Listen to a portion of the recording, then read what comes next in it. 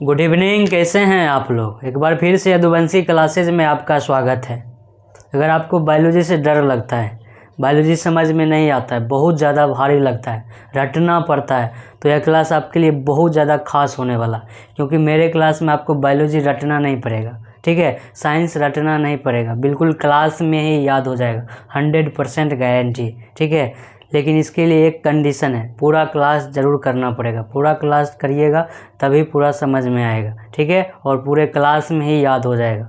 ठीक है, आपको रटना ही नहीं पड़ेगा, क्लास में देखते देखते याद हो जाएगा। तो चलिए शुरुआत करते हैं। आज नया चैप्टर शुरुआत करेंगे जिसका नाम है शोषण।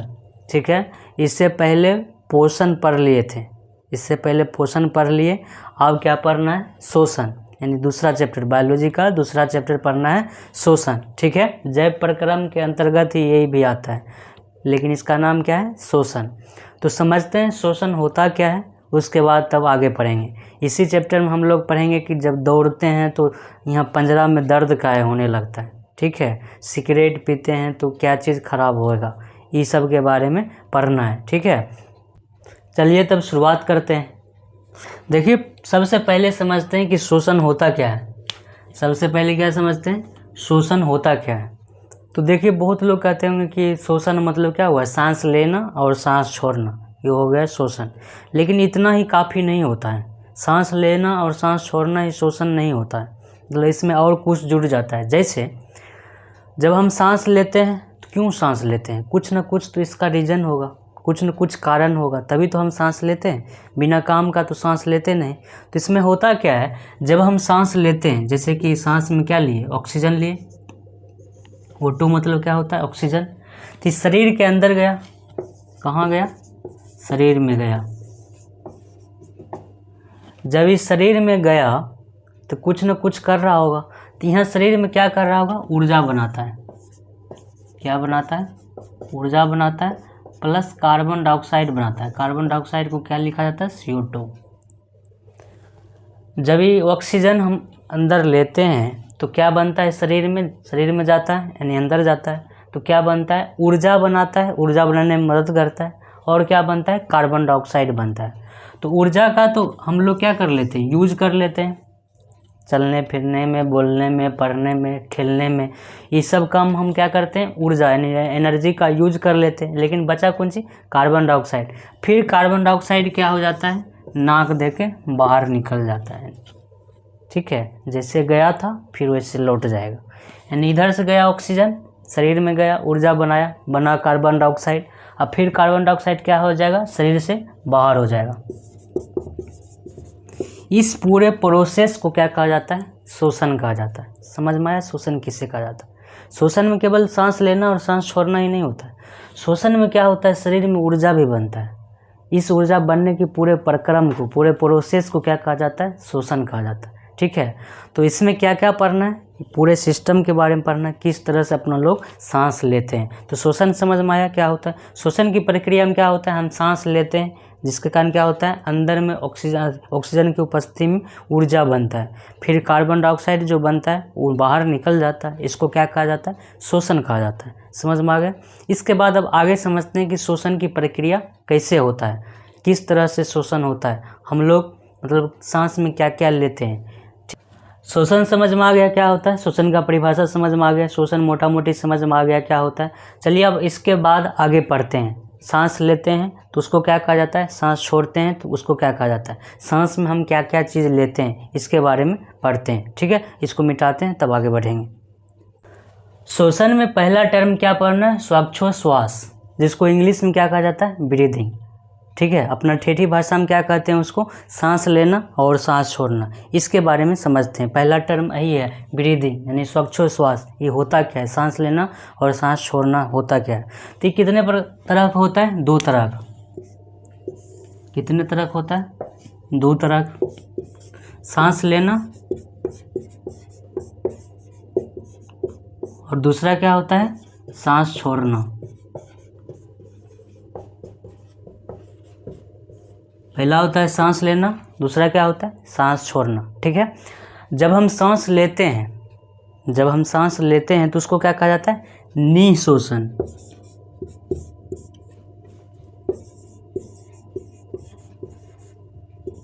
उसको क्या कहा जाता है, निःशोषण। ठीक है, और जब हम सांस छोड़ते हैं तब उसको क्या कहा जाता है, उसको कहा जाता है निःशोषण। निःशोषण।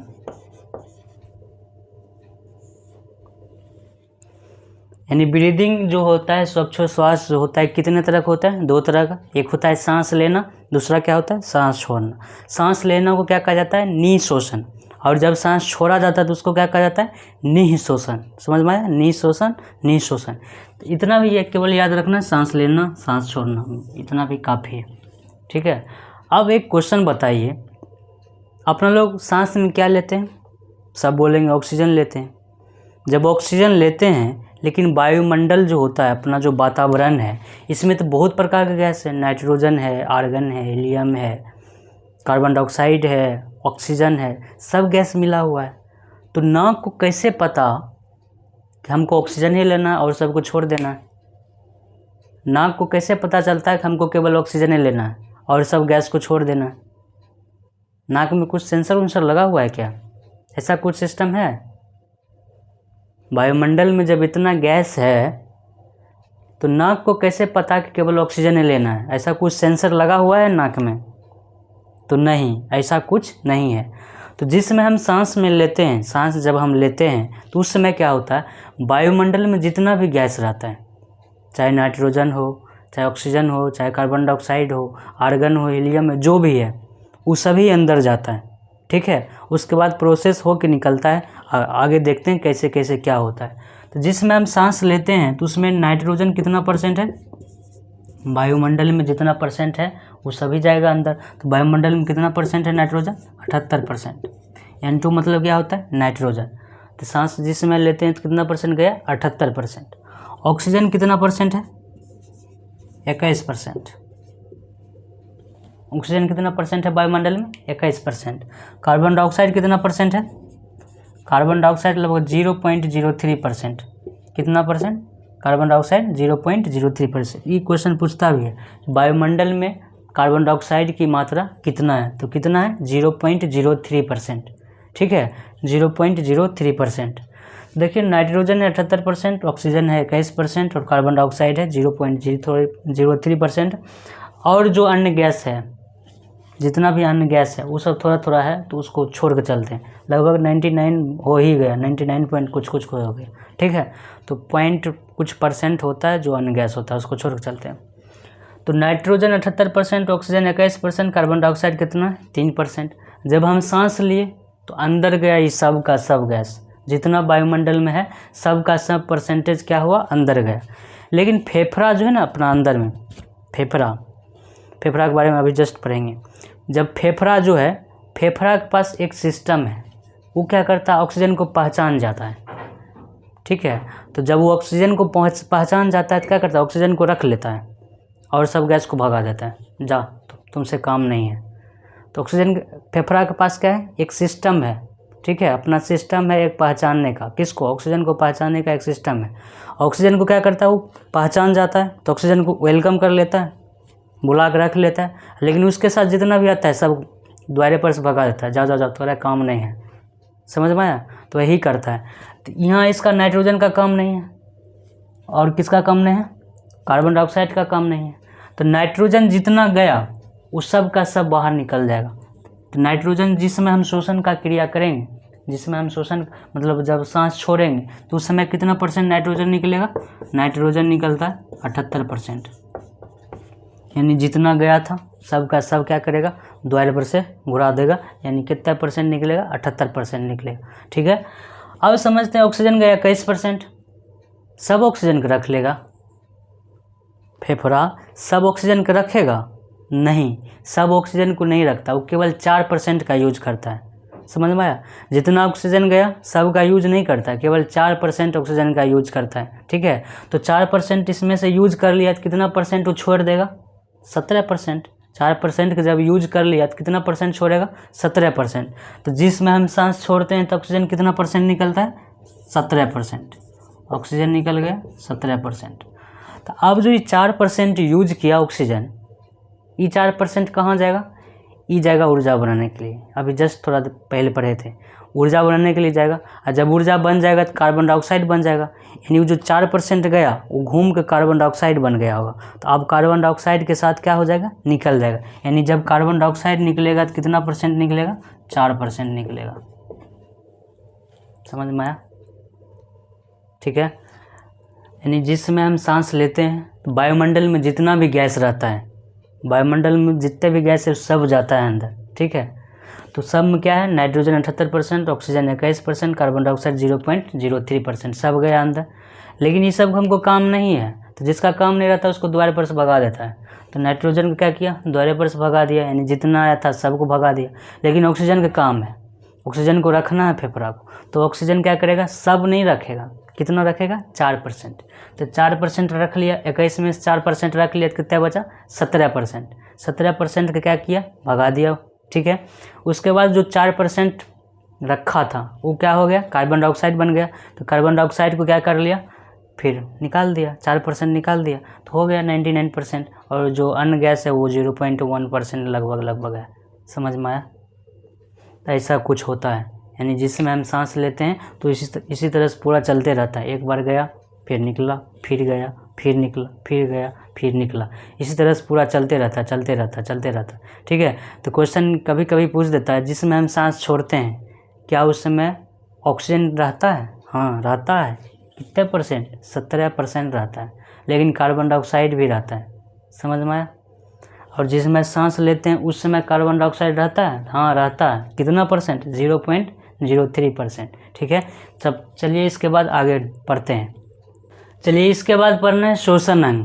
शोषण अंग किसे कहा जाता है? जिस अंग के द्वारा शोषण की क्रिया होता है उसको क्या कहा जाता है? शोषण अंग कहा जाता है। जैसे अपना लोग को पूछेगा शोषण अंग क्या है, क्या बताइएगा, किस अंग के द्वारा शोषण की क्रिया होता है, तो क्या बताइएगा? बहुत लोग कहेगा नाक। देखिए नाक नहीं होता शोषण अंग। नाक काहे नहीं होता है? नाक अगर बंद भी कर देंगे तो मुंह देख सांस चल जाएगा।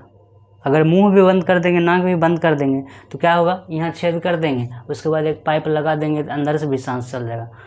अगर कभी डॉक्टर यहाँ गए होंगे, जो वेंटिलेटर पर आदमी रहता है, आईसीयू में जो आदमी रहता है बहुत ज़्यादा सीरियस है, जो नाक से सांस नहीं ले पाता, तो उसको डॉक्टर क्या करता है, मुँह देख पाइप डाल देता है, और पाइप डाल के अंदर में यहाँ पर आग छोड़ देता है। यहाँ पर जब यहाँ पर आग छोड़ देता है तो क्या होता है, वहीं सांस लेते रहता है। पाइप लिया, ऑक्सीजन वाला पाइप लिया, अंदर डाला, ऐसे करके यहाँ छोड़ दिया, सांस लेते रहा। इसका मतलब क्या हुआ, नाक अगर नहीं भी रहेगा तो हम सांस ले सकते हैं। इसका मतलब नाक तो हमारा शोषण अंग नहीं हुआ। शोषण अंग उसे कहा जाता है जिसके बिना मतलब शोषण की क्रिया हो ही नहीं सकता। तो ऐसा क्या है अपना लोग में, तो अपना लोग में क्या है, फेफड़ा। अपना लोग का शोषण अंग कौन सा है, फेफड़ा। ठीक है, तो जितना भी स्तनधारी वर्ग है, स्तनधारी वर्ग मतलब जिसके पास स्तन है, ठीक है, लड़का के पास भी स्तन होता है लेकिन लड़का के पास ग्रंथि नहीं होता है, लड़की के पास ग्रंथि होता है। ठीक है, तो जितना भी स्तनधारी वर्ग है वो सभी जो है शोषण का क्रिया किससे करता है, फेफड़ा से करता है। स्तनधारी वर्ग में बहुत सा जीव आ गया। स्तनधारी वर्ग जो है शोषण की क्रिया किससे करता है, इसका जो शोषण अंग है कौन सा होता है, फेफड़ा। ठीक है, इसी में आ गया गाय भैंस कुत्ता बकरी जो भी है, जितना भी स्तनधारी वर्ग है वो सब क्या आ गया, उसका शोषण अंग क्या होता है, फेफड़ा होता है। ठीक है, अब समझते हैं मेढक। मेढक से पहले मछली समझते हैं। मछली का शोषण अंग क्या होता है?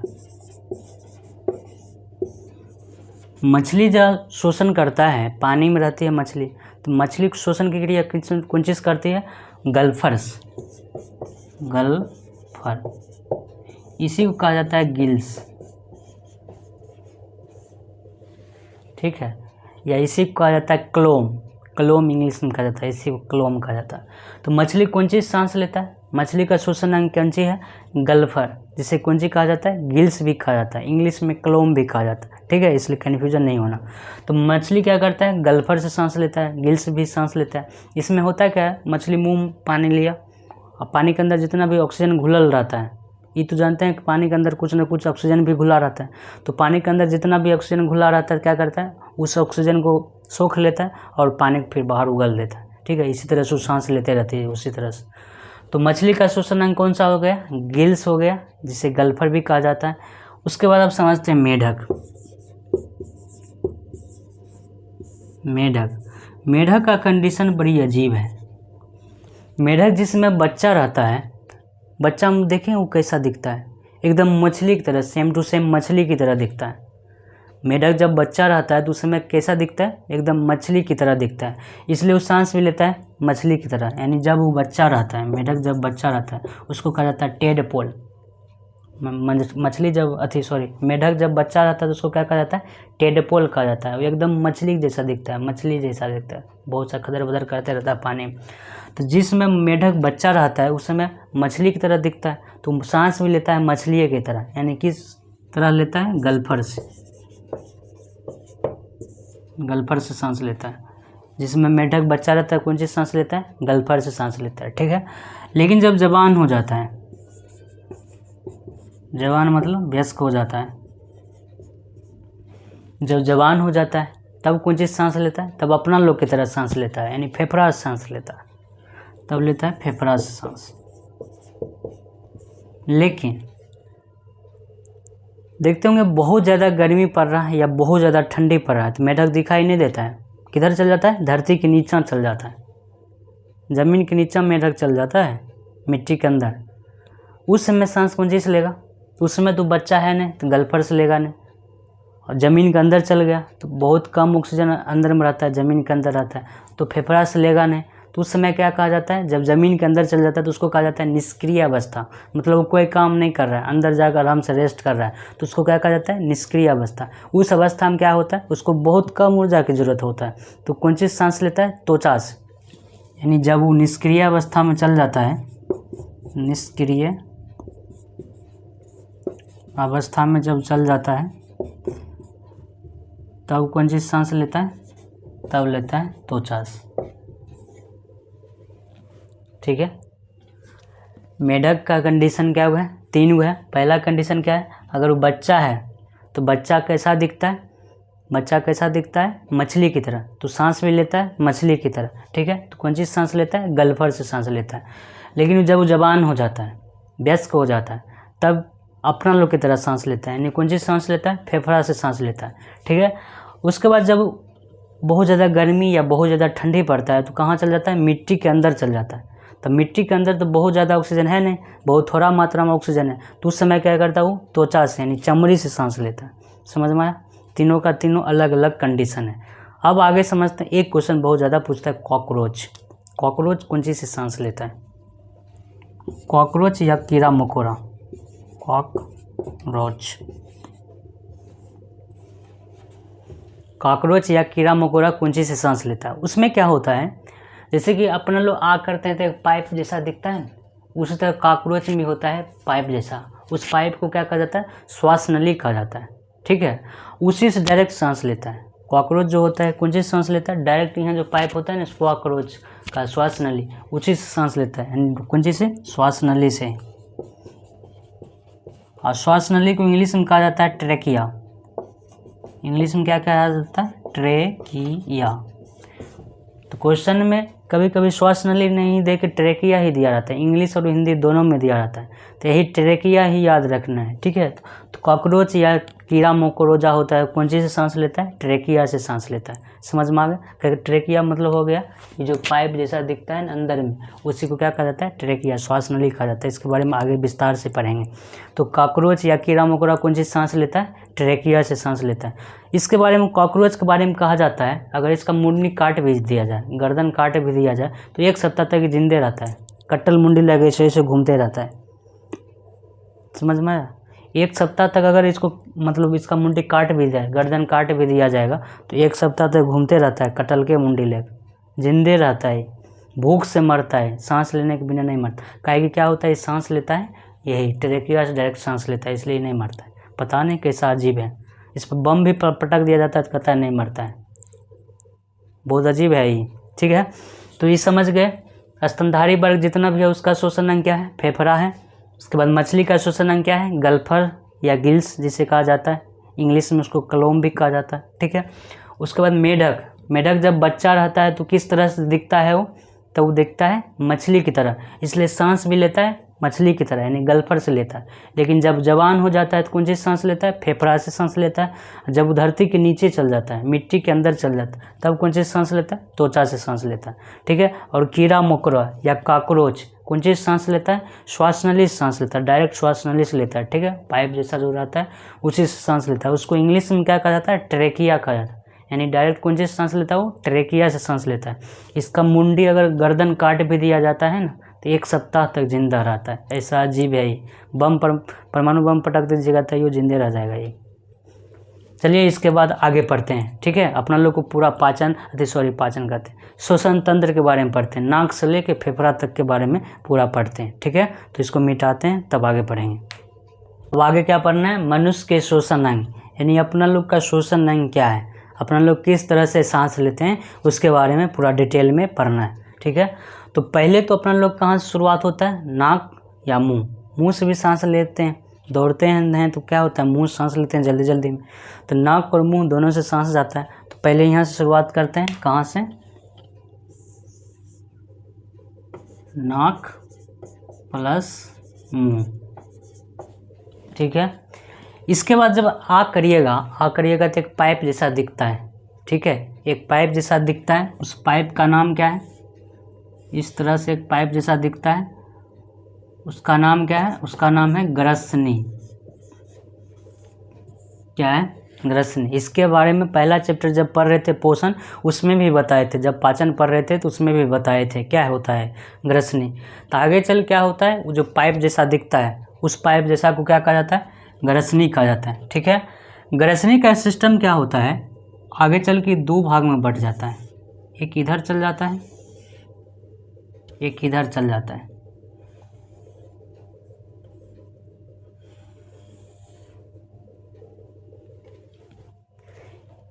इधर कहाँ जाता है? इधर जाता है फेफड़ा के पास। और इधर कहाँ जाता है? इधर जाता है अमाशय के पास। यानी इधर चल गया पेट में अमाशय के पास, इधर चला आया फेफड़ा में। तो इस वाला पाइप से क्या जाएगा? खाना। और इस वाला पाइप से क्या जाता है? हवा जाता है। पिछले क्लास में भी पढ़ लिए थे जब हम पाचन पढ़ रहे थे तब इसके बारे में पूरा डिटेल में पढ़े थे। ठीक है, तो इससे क्या आता है? हवा आता है। और इससे क्या आता है? खाना आता है। इस वाला पाइप का नाम क्या है? इस वाला पाइप का नाम है ग्रास नली। ठीक है, और इस वाला पाइप का नाम क्या है? इस वाला पाइप का नाम है श्वास नली। तो एक बात बताइए, यहाँ से हवा और खाना क्या आता है? साथ साथ आता है। इधर चल जाता है हवा और इधर चल जाता है खाना। ठीक है, यहाँ से हवा और खाना क्या आता है? साथ साथ आता है। तब यहाँ कैसे अलग हो जाता है? खाना थोड़े बुझने आता है, खाना थोड़े बुझने आता है कि हमको किस पाइप में जाना है। खाना को क्या पता, खाना तो इधर भी आ सकता है, लेकिन ऐसा नहीं होता है। काहे नहीं होता है ऐसा? काहे कि इसके लिए एक गार्ड रहता है यहाँ पर। इस गार्ड का नाम क्या है? यहाँ पर एक गार्ड रहता है। इस गार्ड का नाम क्या है? एपिग्लोटिस। एपिग्लोटिस। ये जो गार्ड है ना, यहाँ पर क्या रहता है? एक गार्ड रहता है। जैसे ट्रैफिक पुलिस रहता है ना, इधर वाला गाड़ी इधर, उधर वाला गाड़ी उधर करने पर रहता है। कभी इसको रोकता है, कभी उसको रोकता है, कभी इसको रखता है, कभी उसको रोक। जहाँ बहुत ज़्यादा जाम उम लगता है ना, वहाँ पर एक पुलिस दिया रहता है। कभी इसको रोक दिया, इस साइड वाला रोक दिया, इधर वाला जाने दिया, फिर इस साइड वाला रोक दिया, फिर उधर वाला जाने दिया, ऐसे करता है। सेम टू सेम काम इसका है एपिग्लोटिस का। एपिग्लोटिस क्या करता है? जैसे उधर से खाना आया, समझ गया खाना आ रहा है, तो क्या कर देगा? इस वाला हवा वाला पाइप को बंद कर देता है, यानी श्वास नली को बंद कर देता है। श्वास नली बंद हो गया तो हवा खाना किधर चल जाएगा? अमाशय में, सरसराइल इधर चल गया। और जैसे ही उधर से हवा आएगा तो इसको लग जाएगा कि अब हवा आ रहा है, तो हवा जब आएगा तो क्या करेगा? इस वाला पाइप को, खाना वाला पाइप को बंद कर देगा। और हमेशा यही काम करते रहता है। जब हवा आता है तो इसको बंद कर देता है, खाना आता है तो इसको बंद कर देता है। ऐसे हमेशा आदमी खाते तो नहीं रहता है। जब खाते नहीं रहता तो इसका मतलब क्या हुआ? लेकिन हवा हमेशा जाते रहता है, इसका मतलब क्या हुआ? ये खाना वाला पाइप हमेशा बंदे रहता है। लेकिन जिस समय हम खाते हैं या पानी पीते हैं तो क्या हो जाता है? तब मैं थोड़ा सेकेंड के लिए क्या करता है? खोल देता है और इसको बंद कर देता है, ताकि खाना इधर ना चल जाए। लेकिन कभी कभी क्या हो जाता है? गलती कर देता है एपिग्लोटिस गलती कर देता है। तब क्या हो जाता है? हम सड़क जाते हैं। ठीक है, या लगातार पानी ऐसे पीते रहते हैं, दम घुटने लगता है। इसका कारण क्या है? यही है एपिग्लोटिस। ठीक है, जो सरकते हैं ना तो लोग कहता है कि किसके याद, मतलब कोई याद कर रहा है, लोग नहीं याद कर रहे हैं, हम याद कर रहे हैं। ठीक है, इसको कंट्रोल कौन करता है? ब्रेन कंट्रोल करता है। समझ में आ गया? इसके बारे में पूरा डिटेल से पढ़ लिए थे पाचन सिस्टम। अगर इसके बारे में और जानकारी चाहिए तो पाचन सिस्टम जाके देख लीजिए, यानी पाचन तंत्र का पहला क्लास। ठीक है, उसमें बहुत बढ़िया से बताए हैं इसके बारे में। छींक काहे आता है, हिचकी काहे आता है, सरक काहे जाते हैं, ठीक है, गारा काहे लगता है, इस सब के बारे में पूरा बताएं। तो अभी क्या पढ़ाना? अभी पढ़ाना है श्वसन के बारे में, इसलिए उसको छोड़ते हैं और श्वसन के बारे में यानी फेफड़ा के बारे में पढ़ाते हैं। नहीं तो एक ही चीज़ को बार बार करते पढ़ाइएगा। ठीक है, तो इधर क्या है? फेफड़ा है, इधर क्या है? अमाशय है। अपन लोग को पढ़ना किसके बारे में? फेफड़ा के बारे में। काहे कि ये सब पढ़ लिए हैं, पहला जो है ना चैप्टर पाचन, उसमें जाके पढ़ लिए हैं पूछिए। अमाशय, छोटी आंत, बड़ी आंत, इस सब के बारे में, लीवर, अग्नाशय, इस सब के बारे में पढ़ चुके हैं। ठीक है, तो अब किसके बारे में पढ़ना? फेफड़ा के बारे में पढ़ना। तो चलिए इस साइड वाला को मिटाते हैं, उसके बाद फेफड़ा पढ़ते हैं। ठीक है, देखिए यहाँ अभी क्या था? ग्रास नली। ग्रास नली कहाँ गया? अमाशय में गया। ये कौन सा है? श्वास नली। ठीक है, ये श्वास नली कहाँ जाएगा? फेफड़ा में जाएगा। अब इसके बारे में तो पढ़ लिए हैं, तो इसके बारे में पढ़ना है नहीं, अभी इसके बारे में पढ़ना है, तो इसको थोड़ा सा डिटेल से पढ़ते हैं। ठीक है, तो श्वास नली क्या होता है? आगे चल के दो भाग में बट जाता है, एक चल जाता है बायां साइड, दूसरा चल जाता है दाहिना साइड। श्वास नली ऐसे बीच से आता है, दो भाग में बट जाता है, एक बायां साइड, एक दाहिना साइड। ठीक है, तो एक चल गया ऐसे करके बायां साइड, और दूसरा चल आया ऐसे करके दाहिना साइड। यानी श्वास नली ही आगे चल के दो भाग में बट जाता है, एक हो जाता है बायां साइड, एक हो जाता है दाहिना साइड। ठीक है, ये जो बायां साइड और दाहिना साइड दोनों पाइप चल गया, इस पाइप को क्या कहा जाता है? इस पाइप को कहा जाता है ब्रोंकाई। क्या कहा जाता है? ब्रोंकाई। इस पाइप को क्या कहा जाता है? ब्रोंकाई। कौन सा पाइप को? ई वाला पाइप और ई वाला पाइप, दोनों पाइप को क्या कहा जाता है? ब्रोंकाई। यानी श्वास नली जब आगे चल के दो भाग में बट गया, एक चल गया बायां साइड, दूसरा चल गया दाहिना साइड, तो इस वाला पाइप को क्या कहा जाता है? इस वाला पाइप को कहा जाता है ब्रोंकाई। ठीक है, फिर ब्रोंकाइस क्या होता है? पतला पतला सा पाइप निकलता है इस टाइप से, इस टाइप से।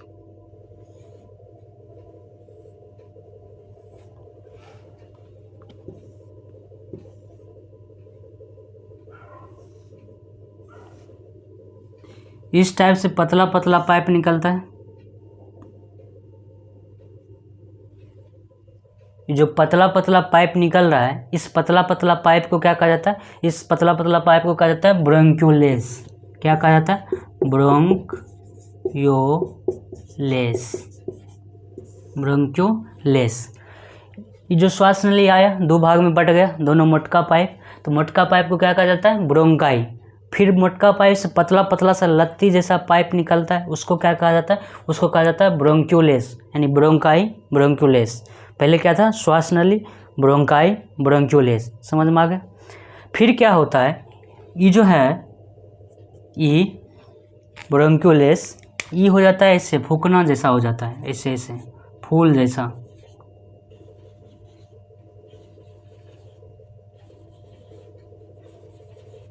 फूल जैसा, सम इस तरह से फूल जैसा हो जाता है।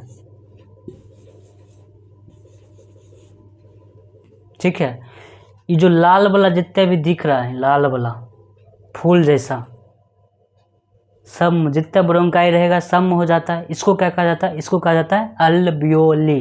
क्या कहा जाता है? अल्बियोली। अल्बियोली, अल्बियोली, अल्बियोली। नाम थोड़ा सा अजीब टाइप का लग रहा है, लेकिन अच्छा है। श्वास नली आगे चल के दो भाग में बट गया। ये जो श्वास नली आ रहा है आगे चल के दो भाग में बट गया, एक चल गया बायां साइड, दूसरा चल गया दाहिना साइड। ये जो मोटका मोटका पाइप है, इसको क्या कहा जाता है? इसको कहा जाता है ब्रोंकाई। क्या कहा जाता है? ब्रोंकाई। ब्रोकली एक होता है ना, कोबी जैसा दिखता है, ठीक है, तो उसमें भी लत्ती मोटगर मोटगर जैसा निकलता है। ब्रोकली जो होता है उसमें देखिएगा मोटगर मोटगर पोर रहता है, तो इसको क्या कहा जाता है? इसको कहा जाता है ब्रोंकाई। ये जो मोटका मोटका जो दोनों पाइप है इसको क्या कहा जाता है, ब्रोंकाई। फिर पतला पतला जो पाइप निकलता है उसको क्या कहा जाता है, ब्रोंक्यूलेस, ब्रोंक्यूलेस।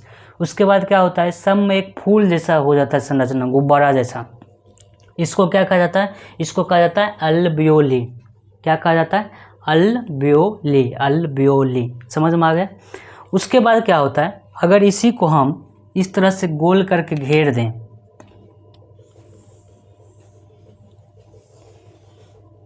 इस तरह से गोल करके घेर दें,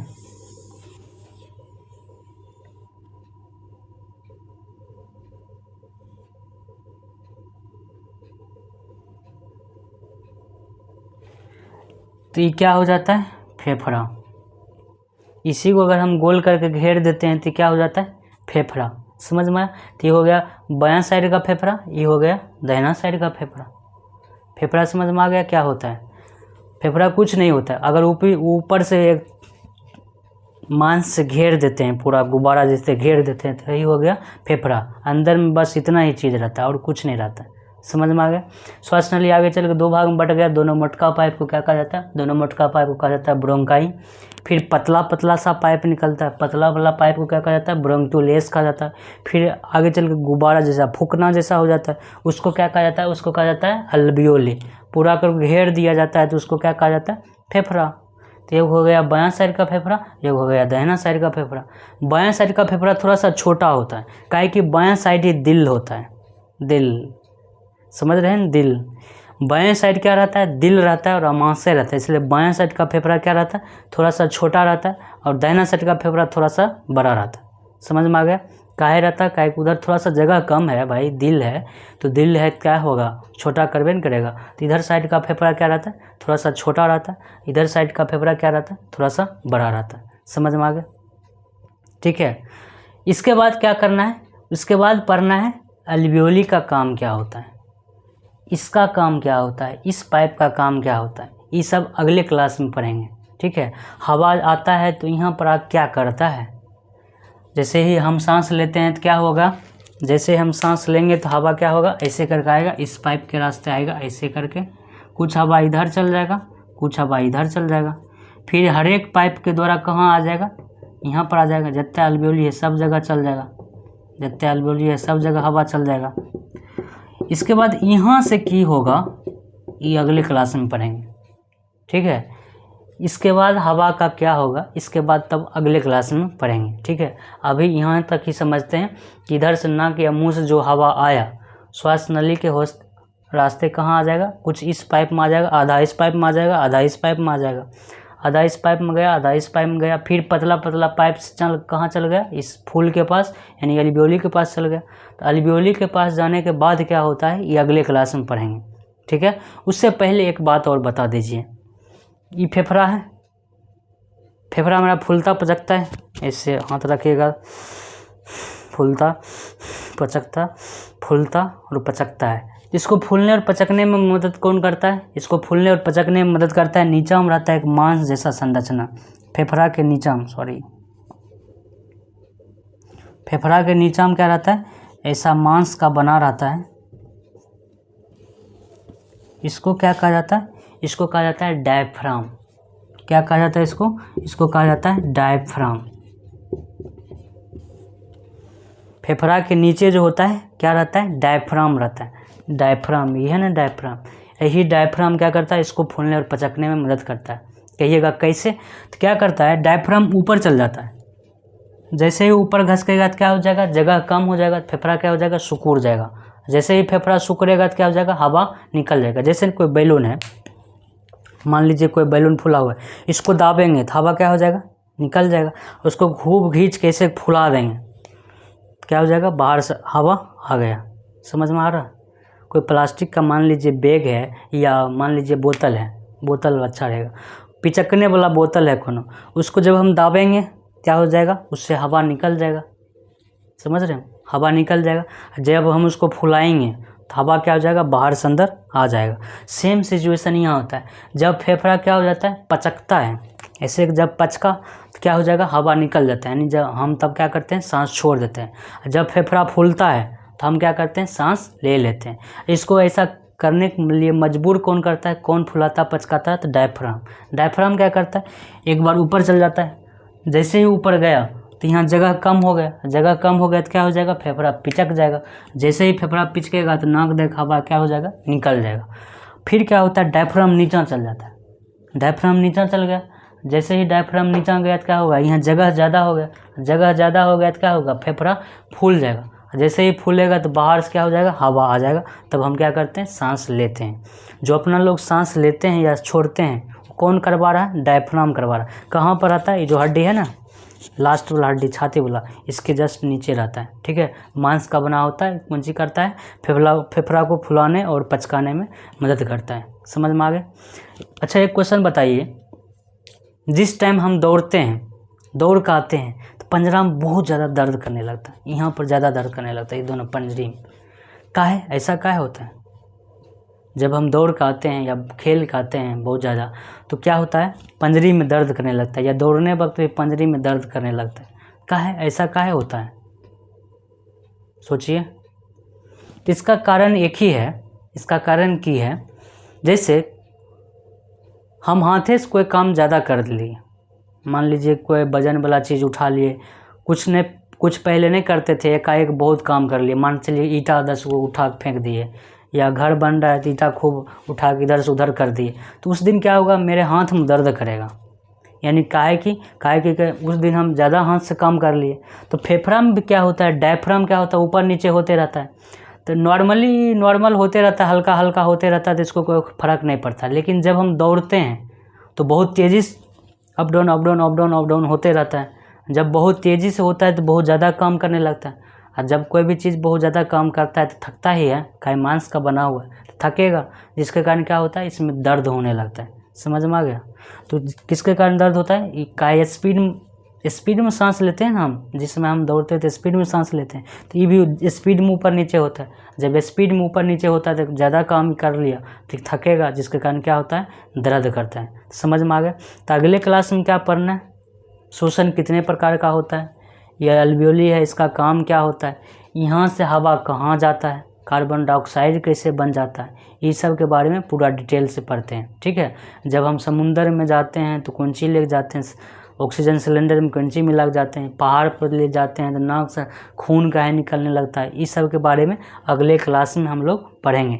जब हम सीना फुलाते हैं, आर्मी में जब जाते हैं, कोई भी जाता है तो आर्मी वाला कहता है 5 सेंटीमीटर सीना फुलाइए, ऐसा काहे करता है, ये सब अगले क्लास में पढ़ेंगे। ठीक है, इस टॉपिक से रिलेटेड आप लोगों को अगर कोई भी क्वेश्चन है, कोई भी डाउट है तो कमेंट में ज़रूर बताइएगा, हम पूरा कोशिश करेंगे सॉल्व करने के लिए। ठीक है, तुरंत जवाब देने की पूरा कोशिश करेंगे। तो इसके रिलेटेड कोई भी डाउट है तो आप कमेंट कर सकते हैं, कोई दिक्कत नहीं है। ठीक है, तो उम्मीद है कि आप लोगों को इस क्लास से कुछ सीखने के लिए मिला होगा। ठीक है, और क्लास में ही याद हो गया, ऐसा हम उम्मीद करते हैं।